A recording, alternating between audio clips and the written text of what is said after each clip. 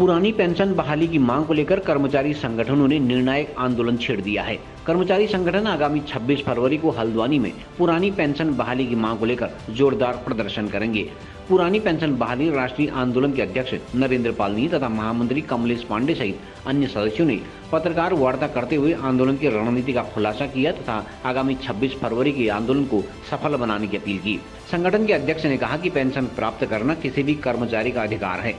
Pension सामाजिक सुरक्षा है तथा बुढ़ापे का सहारा है, लेकिन वर्ष 2004 के बाद से सरकार ने कर्मचारियों की पेंशन बंद कर दी। उन्होंने कहा कि सरकार एक तरफ देश को आर्थिक महाशक्ति बता रही है, वहीं पुरानी पेंशन बहाली की मांग पर आर्थिक संकट का बहाना बनाया जा रहा है। देखिए, नेताओं का विवेक है। वैसे तो वो बहुत स्थापित लोग होते हैं आर्थिक रूप से, सामाजिक रूप से। उसमें से बहुत तो अभिनेता हैं, बहुत तो उद्योगपति हैं, उनको तो पेंशन लेने की ज़रूरत ही नहीं है। चलिए ठीक है, हमें उनके उस विचार से कुछ ऐसे भी लोग होंगे, उसमें बहुत समाज सेवी लोग होते हैं, उनके भी बहुत धन व्यय होता है और जो कार्यक्रम करते हैं, तो यदि वो अपने लिए व्यवस्था करते तो ठीक है, कोई दिक्कत नहीं है। लेकिन देश की जो संवैधानिक जो व्यवस्था है वो है समाज कल्याण की।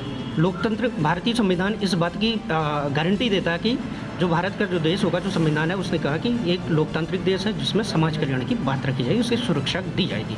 समाज कल्याण से मतलब है बचपन और बुढ़ापा।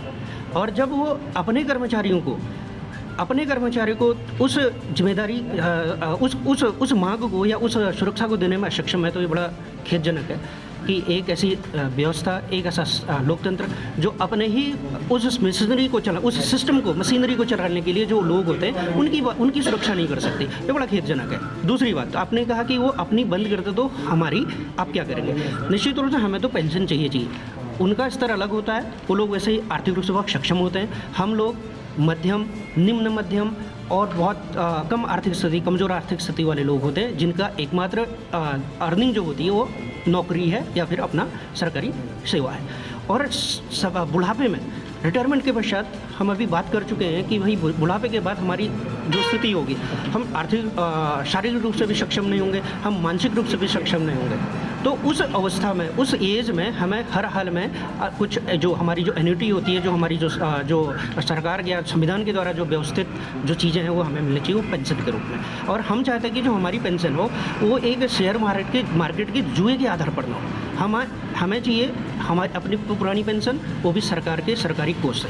एक चीज़ और इसमें आपको बताना चाहूँगा कि जो हमारा जो 20% का जो फंड बन रहा है हमारा एक व्यक्ति का, 20% जो टोटल सैलरी है, वो पैसा हमारा सीधे शेयर मार्केट पर लग रहा है। यदि यह 24% हम शेयर मार्केट पर न लगा के पुरानी पेंशन व्यवस्था लगा गए, जीपीएफ सिस्टम लगाएं, वो राजकोष में जाएगा। और सरकार के पास हजारों लाखों करोड़ रुपए होंगे अपने जो राजकीय जो लोक कल्याणकारी कार्य करते हैं उसको काम करने के लिए, देश के इंफ्रास्ट्रक्चर को, औद्योगिक संरचना को, विकास के लिए उसमें यूज़ कर सकते हैं। दूसरी बात, जो सरकार है उसका दायित्व है पेंशन देना, उसको कहते हैं। हमारी एक ही मांग है, ये पेंशन, ये जब तक ये पेंशन नहीं मिलेगी, हमें मालूम है कि ये मिल जाएगी 2023 में। हिमाचल इसका उदाहरण है, हिमाचल से वो जरूर सबक लेंगे और हमें उम्मीद है। हम तो निवेदन कर रहे हैं, हम उनको कोई चैलेंज नहीं कर रहे। उन्होंने अपनी व्यवस्था बना रखी है, हमारी व्यवस्था बना दे। हमारा वो जो संवैधानिक जो अधिकार है, जो समानता का अधिकार है, उसका हनन न हो दे। एक आदमी को आप पेंशन नहीं दे रहे, एक को नहीं दे रहे। सेंट्रल पुलिस फोर्स की बात करते हैं, आइए। सेंट्रल पुलिस फोर्स का बॉर्डर पर काम करने वाला वो व्यक्ति किस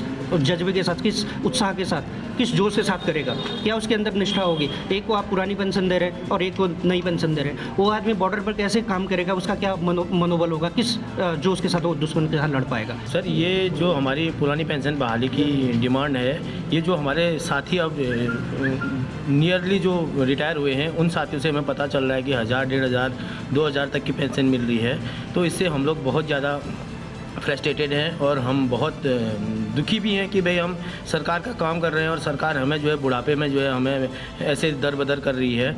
तो हम जिससे कि हमारी शुगर की भी, एक साथी हमको बता रहे थे उनकी शुगर की भी दवा उस पैसे से नहीं आ पा रही है। तो ये बहुत ही चिंताजनक, बहुत निराशाजनक स्थिति है। और ऐसी स्थिति अगर कर्मचारियों में होगी तो बताइए हम कैसे काम अपने स्थानों पर कर पाएंगे। तो मेरी सरकार से अपील होगी कि भाई इसका जल्दी से जल्दी पुरानी पेंशन बहाल कर दी जाए, जिससे कि हम भी राष्ट्र को निर्माण में अपना योगदान सही तरीके से दे सकें। और सर, हमारी जो ये रैली है 26 फरवरी की, ये हमारी वाटिका वेंकट हॉल हल्द्वानी से में है। 11 बजे से का हमारा प्रोग्राम है, 11 बजे से 2 बजे तक हमारी रैली होनी है। और एसडीएम के द्वारा जो है इसमें ज्ञापन दिया जाएगा। इस रैली में हमारे राष्ट्रीय अध्यक्ष पेंशन पुरुष विजय कुमार बंधु जी संबोधित करेंगे और इसमें कुमाऊं से हजार कर्मचारी वहां पर उपस्थित हो रहे हैं। कुमाऊं से ही नहीं, गढ़वाल से भी, पूरे उत्तराखंड से कर्मचारी वहां पर आने वाले हैं, क्योंकि वहां पर हमारे राष्ट्रीय अध्यक्ष जी आने वाले हैं। और इसमें सभी कर्मचारी एकजुट होकर के इस बार जो है हम इस हल को ले करके रहेंगे, क्योंकि 2023 में ये करना ही करना है। 2024 में हमारा लोकसभा चुनाव है, तो उससे पहले हम चाहते हैं कि हमारी पुरानी पेंशन मोदी जी बहाल कर दें। पुरानी पेंशन बहाली के लिए जो कर्मचारी जो लोग लड़ रहे हैं, हम जो ओपीएस के लोग हैं और तमाम जो संगठनों से जुड़े हुए हैं, हम पूर्ण रूप से उनके साथ हैं। और इस लड़ाई को मजबूती से आगे बढ़ाने के लिए जो सामाजिक सुरक्षा का जो चक्र है, जो पेंशन विहीन इन कर्मचारियों को कर दिया गया, 60 वर्ष के बाद जब सरकार भी सेवानिवृत्त कर देती तो व्यक्ति किसी भी कार्य करने के योग्य नहीं रहता है, तो उससे पेंशन भी छीन ली। और जो उत्तराखंड में बहुत पुरजोर एक आवाज़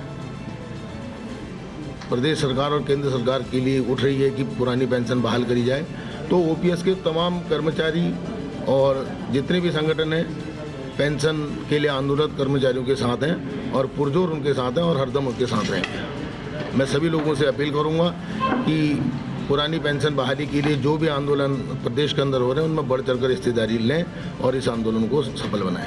सर देखिए, आज पेंशन सबकी आवश्यकता है, और हम जब 60 साल के बाद रिटायर होंगे तो जब हमें 1000 रुपये, 2000, 3000 रुपये पेंशन मिलेगी, तो सर हम उस समय हम बीमार होंगे, बुढ़े हो जाए होंगे, तो ये बहुत ज़रूरी कि हमें पुरानी पेंशन की हमें इसीलिए आवश्यकता पड़ रही है। उस समय हमारा घर कैसे चलेगा उस 3000 से? सर इस स्थिति में हम तो आंदोलन करेंगे और हमें पेंशन लेके रहेंगे। अब ये स्टेट दे या सेंटर दे, तो हमें तो पेंशन लेनी है, चाहे वो किसी तरीके से करें। क्योंकि देखिए सर, हमारा पैसा तो जा ही रहा, 24% तो हम जमा कर ही रहे हैं अपना, तो उसी पैसे से हमें पेंशन मिल रही है अभी तक। लेकिन उस पैसे का कोई मतलब ये नहीं है कि हमें 14%, जो 24% मिल रहा है, उस पैसे का हमें कितना मिलेगा, क्या मिलेगा, कोई फिक्स इनकम नहीं है हमें कितना मिलेगा करके।